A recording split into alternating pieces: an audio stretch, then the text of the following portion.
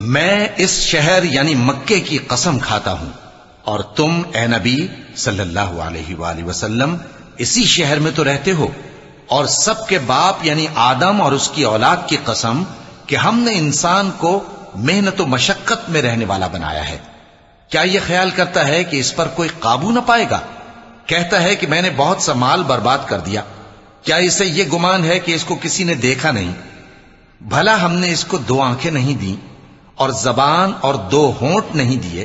یہ چیزیں بھی دیں اور اس کو خیر و شر کے دونوں رستے بھی دکھا دیے، مگر یہ گھاٹی پر سے ہو کر نہ گزرا۔ اور تم کیا سمجھے کہ گھاٹی کیا ہے؟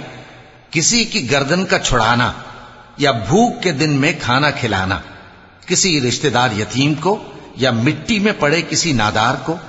پھر ان لوگوں میں بھی شامل ہوا جو ایمان لائے اور جو صبر کی نصیحت اور ایک دوسرے کو مہربانی کی تلقین کرتے رہے، یہی لوگ اچھے نصیب والے ہیں، اور جنہوں نے ہماری آیتوں کو نہ مانا وہی برے نصیب والے ہیں۔ یہ لوگ آگ میں بند کر دیے جائیں گے،